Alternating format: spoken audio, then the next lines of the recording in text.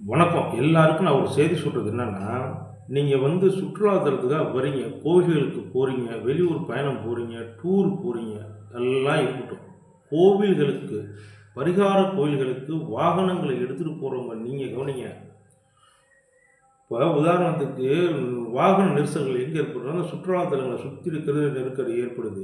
நீங்க என்ன பண்ணிடுறீங்கன்னா, மேப்ப பார்த்துக்கிட்டு வந்துடுறீங்க. நீங்க ஊருக்கு வர வரைக்கும் எந்த ஊருக்கு நீங்க போறீங்களோ, அந்த ஊர் வர வரைக்கும் நீங்க மேப்ப பார்த்துட்டு போங்க.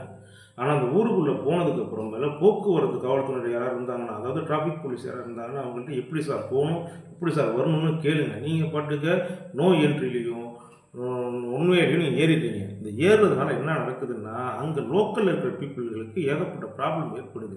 உதாரணத்துக்கு எடுத்தீங்கன்னா, கோவில் நகரம் காஞ்சிபுரமா இருக்கட்டும், மதுரையா இருக்கட்டும், கும்பகோணமா இருக்கட்டும், இப்ப எல்லா ஊரும் கும்பகோணம் குறிப்பிட கும்பகோணத்துக்கு பரப்பளவே இந்த சைடு காவிரி கரை, இந்த சைடு அரசல் கரை. இந்த 2த்துக்கும் அரசல் ஆற்றுக்கும், காவிரி ஆற்றுக்கும் மொத்தமே பண்ணிட்டு 2 கிலோமீட்டர் தான் அதிகபட்சம் இருக்கும். 1 1/2லேருந்து 2 கிலோமீட்டர் இருக்கும். சுத்தளவு எடுத்தீங்கன்னா, மார்க்கெட்லேருந்து பஸ் ஸ்டாண்ட் வரைக்கும் பார்த்தீங்கன்னா, ஒரு 2 1/2 கிலோமீட்டர் 3 கிலோமீட்டர் தான் ஆகும். மொத்தத்துக்கே 2க்கு 2 அதாவது 3 கிலோமீட்டர் 2க்கு 3 செல்லலாம் கிலோமீட்டர் அளவு. இதுக்குள்ள தான் பெருமாள் கோயில் 15 கோயில் இருக்குது, சிவன் கோயில் 15 கோயில் இருக்குது. இதெல்லாம் சிறு கோயில்கள் நிறையா இருக்குது. கிட்டத்தட்ட ஒரு 500 கோயிலுக்கு மேலே அது உள்ளேயே இருக்குது. இதேபோல் கடைகள் இருக்குது, வீடுகள் இருக்குது, கடத்தூர் இருக்குது, எல்லாமே இருக்குது. நீங்கள் வாகனத்தில் வெளியூர்காரங்க அட்ரஸ் தெரியாமல் அங்கே விசாரிக்கிறீங்க, இங்கே விசாரிக்கிறோம். காரு ஏகப்பட்ட காரில் ஊர் எல்லா ஊர்லேயும் டிஸ்டர்பன்ஸாக இருக்குது. முடிஞ்சால் நான் சொன்னதை கேளுங்க, மேப்பை பார்த்துட்டு ஊருக்கு வாங்க, எந்த ஊருக்கு வேணாலும் போங்க.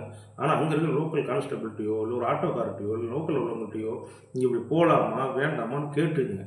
அது உங்களுக்கும் பேருதவியா இருக்கும், மத்தவங்களுக்கும் தொந்தரவு இல்லாம இருக்கும். போற காரியம் வெற்றியா இருக்கும். அத விட்டுட்டு அங்க நீங்க எங்கேயோ டிராஃபிக்ல மாட்டிக்கிட்டு, அங்க இருக்கிறவன்ட்ட திட்டு வாங்கிட்டு, லோக்கல்ல இருக்கிறவன் சொல்றான், நீங்க பரிகாரத்துக்காக போறீங்க, ஒரு சாமி பார்க்க போறீங்க. அங்க இருக்கிறவன் என்ன சொல்றான், இங்க எங்கேருந்தோ கிளம்பி வந்துடுறானுங்க. என்ன பண்ணிடுறானுங்க, இவ்வளோ ப்ராப்ளம் வருது. அத கொஞ்சம் பார்த்துக்கங்க.